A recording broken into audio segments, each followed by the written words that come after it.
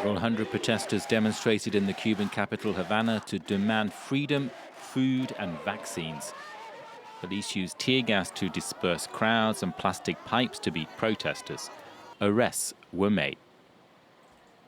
Estamos aquí por la represión que hay con el pueblo, que nos tienen matándonos de hambre, toda La Habana entera se está derrumbando y estamos sin casa. La seguridad de Estado me cayó a golpe a mí y a mi hija, una niña menor de edad.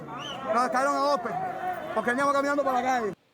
There were reports of anti-government protests in around 24 Cuban cities and towns in a nationwide show of anger not seen since 1994 when Fidel Castro was in power.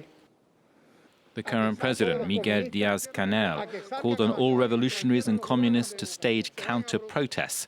He visited a small town southwest of Havana, where he lashed out at what he said was U.S. interference. The Cuban-American mafia is paying social networks very well to YouTubers, to influencers against Cuba, creating a whole campaign taking the situation in Cuba as a pretext. They have called repeatedly for demonstrations in all regions of the country. Washington officials tweeted support for Sunday's demonstrations.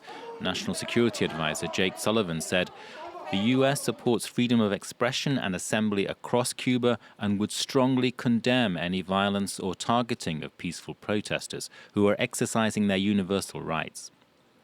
Aside food and power shortages, Cuba is going through its toughest phase yet of the coronavirus epidemic.